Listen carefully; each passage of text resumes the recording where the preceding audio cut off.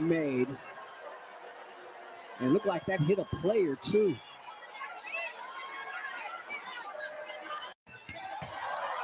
Oh, look out. Something's...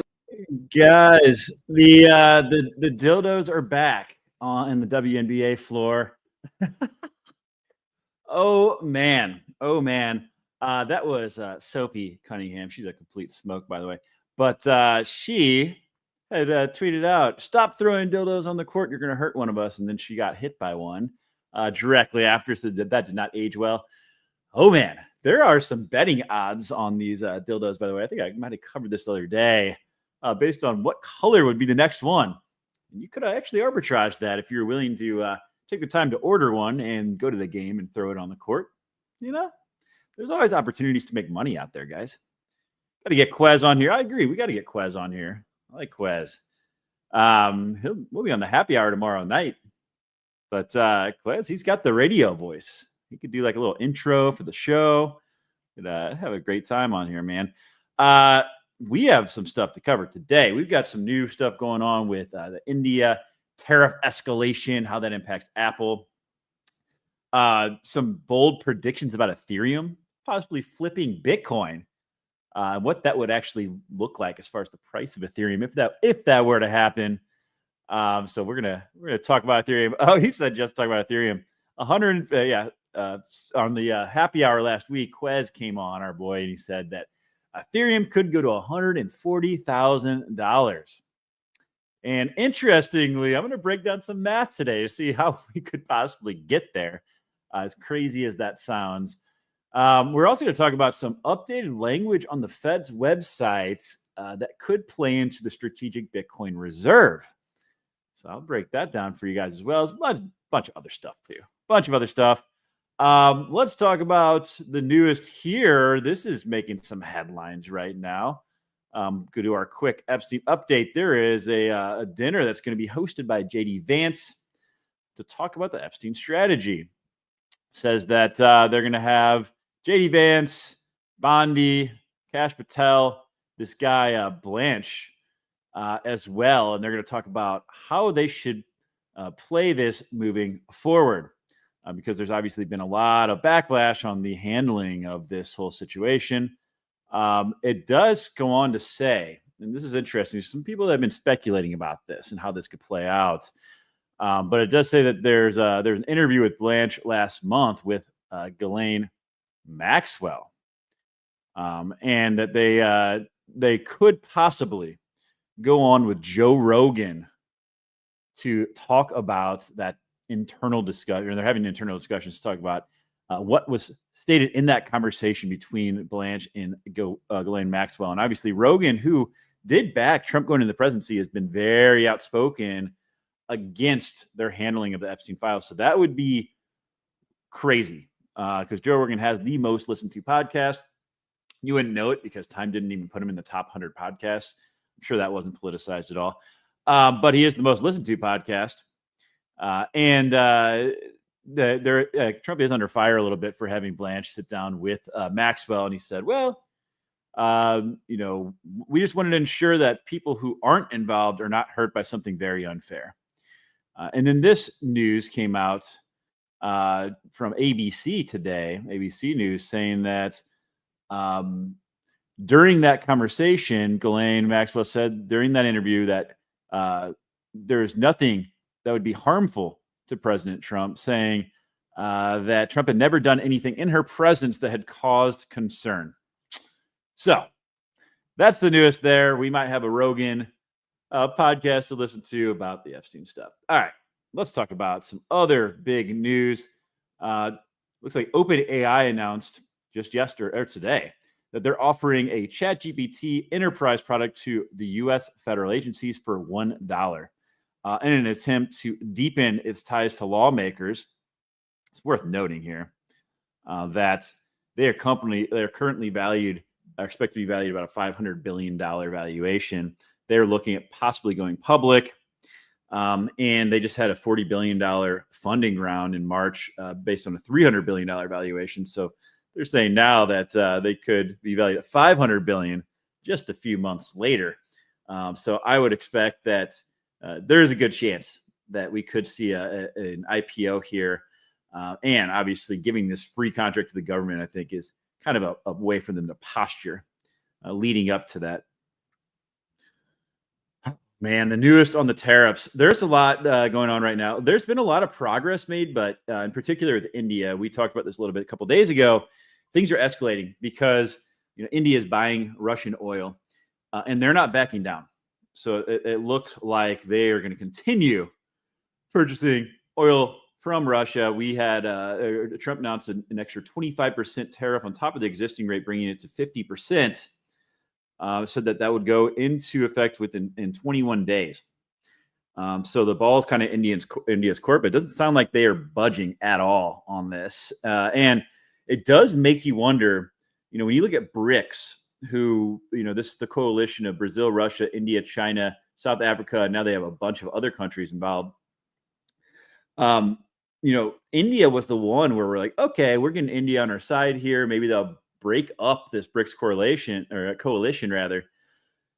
This looks to me like they are now going against the U.S. and it does have to concern you a little bit. Like, is this going to strengthen the BRICS ties now, and their ability to go against the U.S.? But I do expect they'll get something done here.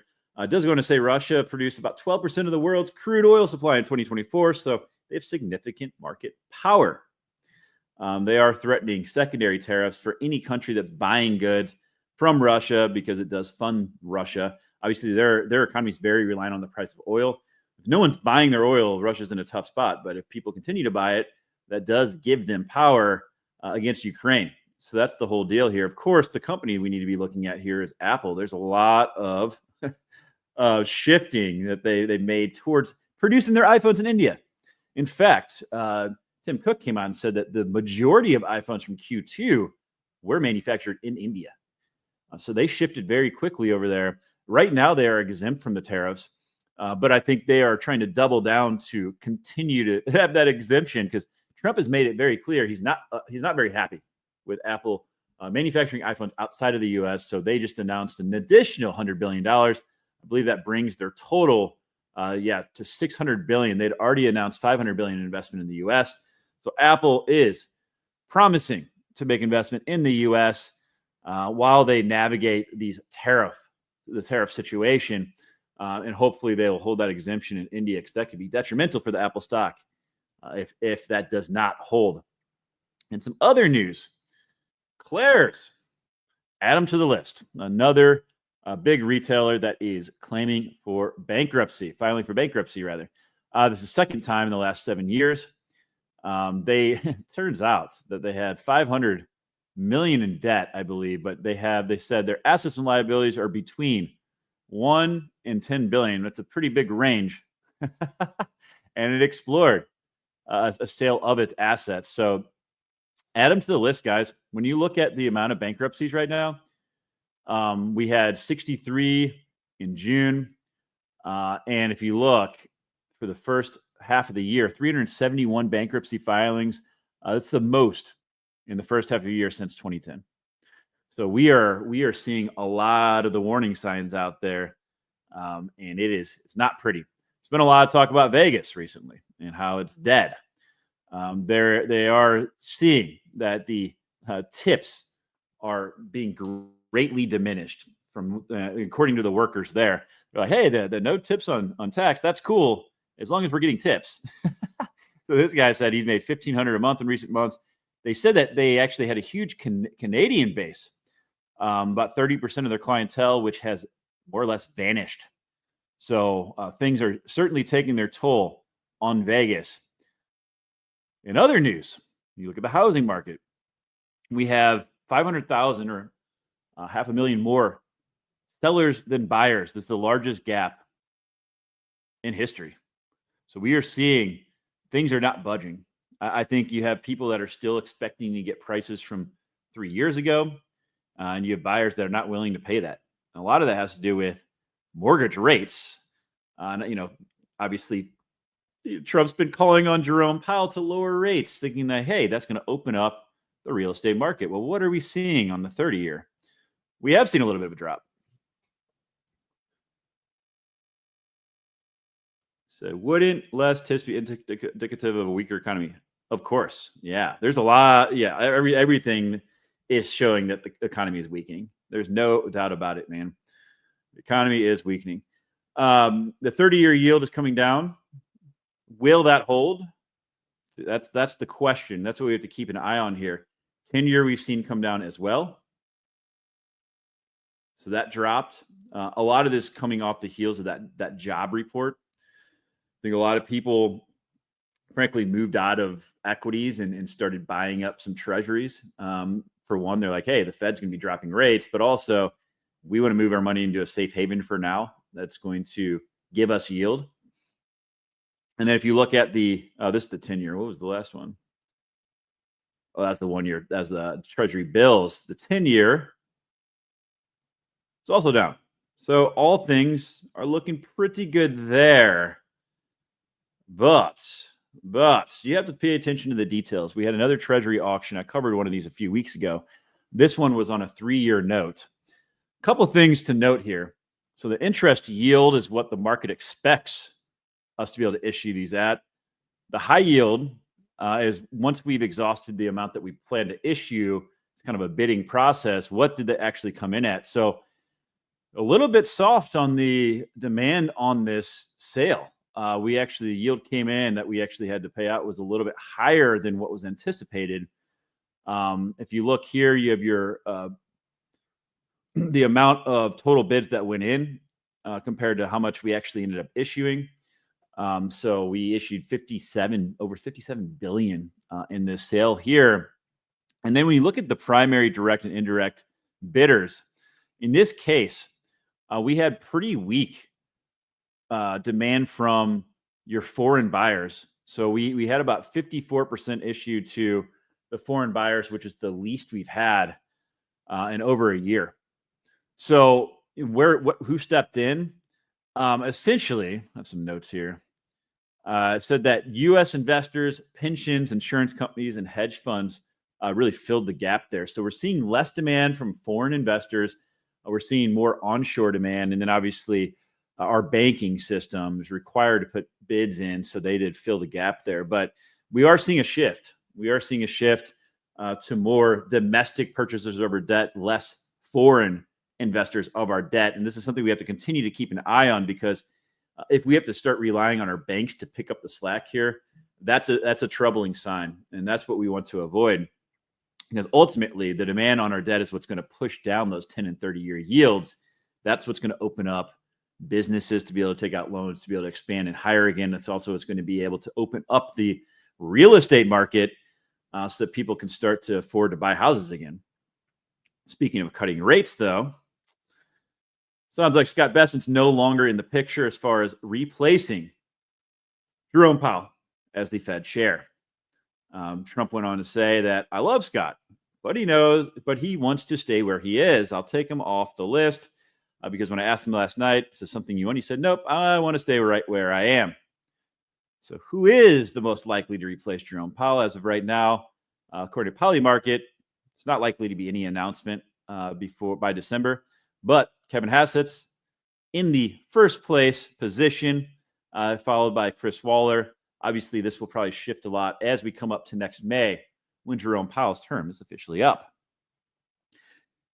Here's something interesting as we shift to the crypto conversation. So this is on the actual Fed's website, Federal Reserve's website. There's been some hints at this taking place, but this was in a document that was published just on August 1st. Said, with public debt at high levels, some governments have begun to explore financing additional expenditures without raising taxes, while also not increasing public debt outstanding. One possibility is using proceeds from valuation gains on gold reserves. Belgium and the U.S. have floated this around recently. So this would constitute a revaluing of the government's 261.5 million troy ounces of gold reserves, the largest gold reserves globally. That is, if it's there. I don't remember seeing a whole lot when they were going to go audit Fort Knox. I don't remember seeing anything about that. So I assume the gold's there. But it's all valued currently on the books at $42.22 per troy ounce. If they do adjust to current valuations at 3,300 per troy ounce, that would be a massive move in the valuation of our holdings. And there's some talk about taking that and then moving that into Bitcoin, or at least a percentage of that into Bitcoin. Because if you all remember, for them to add Bitcoin to our strategic reserve, it can't add to our national debt. So it has to be what do they call it? I can't think of the term right now, but essentially it has to at least keep our debt flat. And this is one way, though, that we could change the valuation. Cynthia Lummis has talked about this several times, but change the value that we're currently listed at. If you think about that, what's the differential there? 3,300 minus 42.22. That's a huge times 261. I think that would increase, what is that, $850 billion, I believe. That would be a massive differential in the value of our holdings. We'll see what they do. But that would be a way, potentially a route to add more Bitcoin. Oh, budget neutral. That's the term I was looking for. In a budget neutral way. But pretty interesting to see this on the official Fed website just a few days ago. Do we even have gold reserves? I don't know. I hope so. If you remember, though, the reason why we had the Nixon shock, because back in Bretton Woods, we became the global reserve currency, where basically we had the most gold. I think the U.S. held like 85% of the gold reserves at the time. This coming out of World War II, and we wanted to establish global trade again. So all the best economic minds came together in Bretton Woods to determine, what would be the new global currency. There's John Maynard Keynes out of Europe that wanted to create a brand new currency altogether. Which, by the way, I was reading up Mark Carney of Canada, who I was like, I haven't done a lot of research on, and I did some research yesterday. He's not as great as a guy as I maybe thought, in that he portrays himself as. But anyway, I digress. But John Maynard Keynes back in the day wanted to create a brand new global reserve currency that would be headquartered, that bank would be headquartered out of London. And then we had, Harry Dexter White was the guy from the U.S., and he's the one that fought for the U.S. dollar to become the new global reserve currency. And a lot of that's because we had the most gold to back it. So the whole deal was all these other countries had to hold U.S. dollars to back their currencies. That reinstituted global trade, because we knew what one currency was worth versus the other. But the other part of that deal was that they could trade their U.S. dollars in at any point in time for gold, and they could redeem it for gold. The reason why Nixon and the Nixon shock in 1971, why he ended the gold standard, is because the U.S. had printed way more money than we had gold reserves. We had enough to back the U.S. dollars that were in circulation within the U.S., but from a global perspective, we had printed way more dollars than we could actually back up. And other governments were starting to call us on our bluff. And in an attempt to save the U.S. dollar, which worked, Nixon ended the gold standard, because of all these, kind of like our banking system today. If everyone went to the bank to get their money out, our banking system would collapse. Well, back then, if everyone tried to trade in their U.S. dollars for gold that we didn't have, the U.S. dollar would have collapsed. So all that to say, do we have gold reserves? It wouldn't be the first time we lied about our gold reserves. This is my point there. So I don't know. Little history lesson there. Pretty fascinating stuff. And after that, OPEC made the U.S. dollar the backing for the petrodollar, which, after the Nixon shock, reinforced the U.S. dollar as the global reserve currency. Obviously, now BRICS is trying to change that. So we'll see how that plays out in the coming years, I'm sure. But let's talk about Bitcoin. What backs the U.S. dollar, our military? There is absolutely no doubt about that. It is.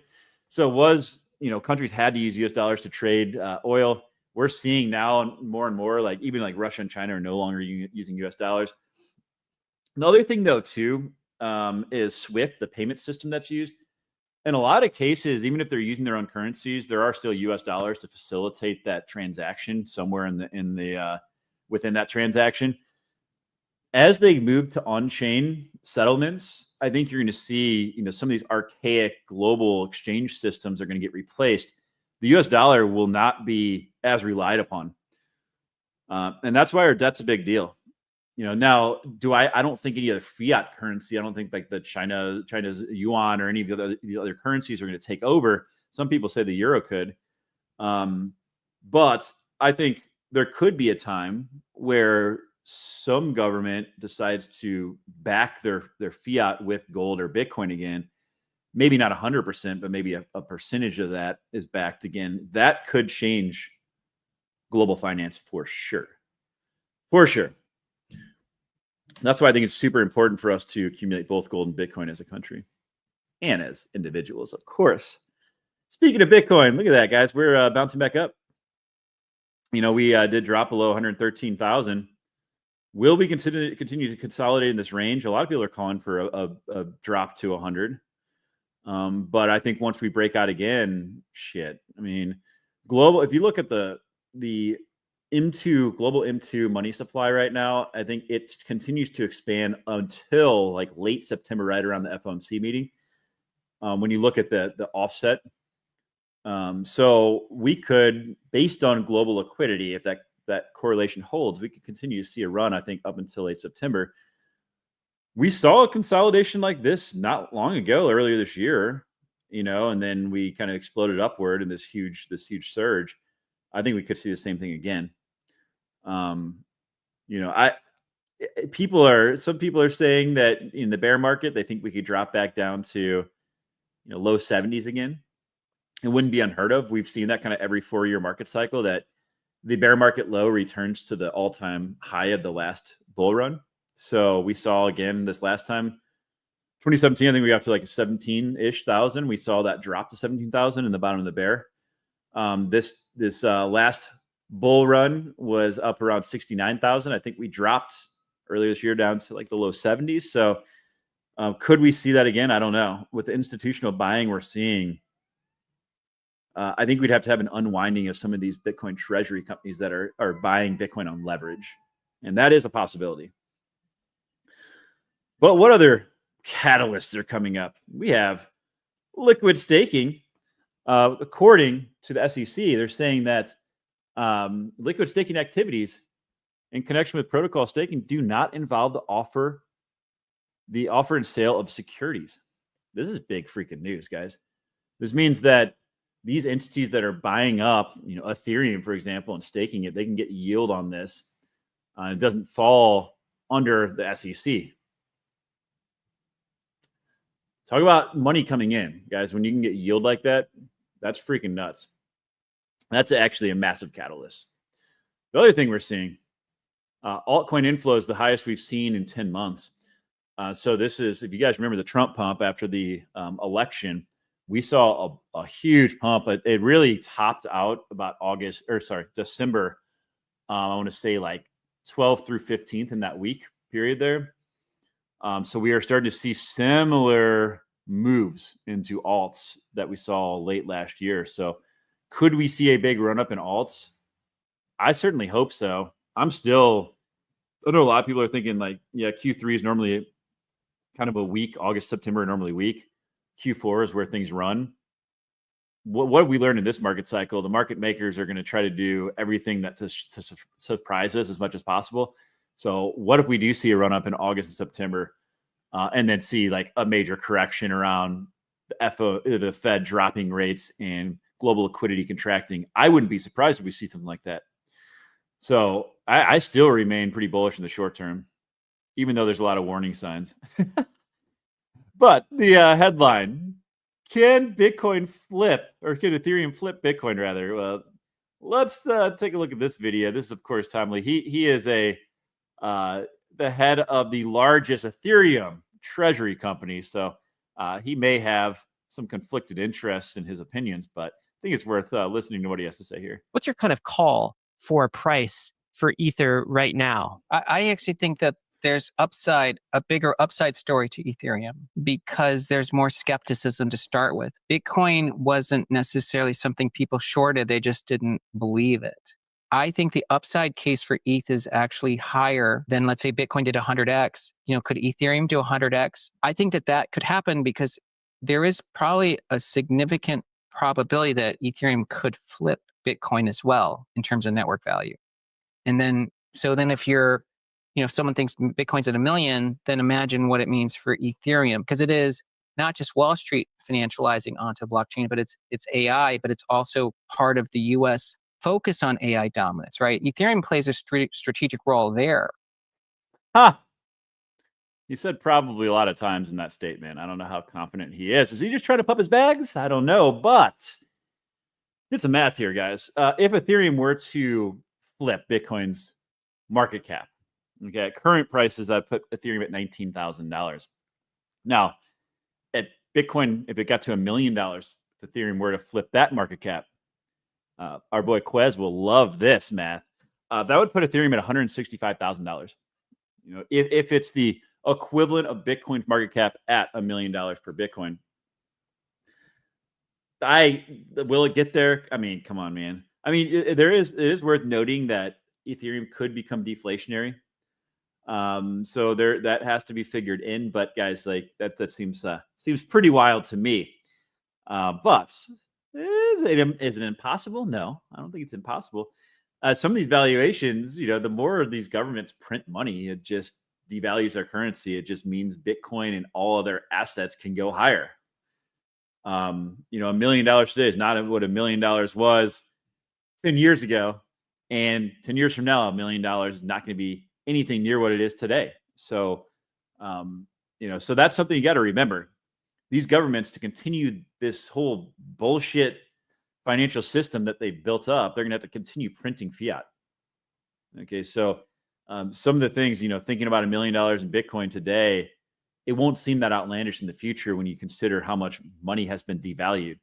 And that is why sitting in cash is, not to say it's never a good idea. Like if you think a market crash is coming or recession hits, cash can be king for those opportunities. But generally speaking, it's not the best idea to just be sitting on cash.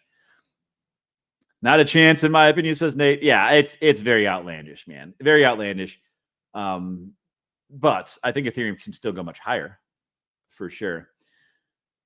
And I did that math basically just looking at market cap of Ethereum sitting at $443 billion versus $2.297 trillion for Bitcoin today. Just calculating that out.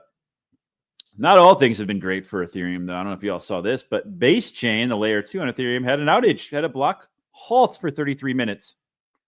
I haven't seen that in the news too much, but it did happen. So there's a sequencer fail over. That did not recover as expected. Says that Base plans to implement infrastructure changes to ensure sequencers are ready and improve test coverage to prevent future incidents. Well, isn't that nice? Can't have that happening.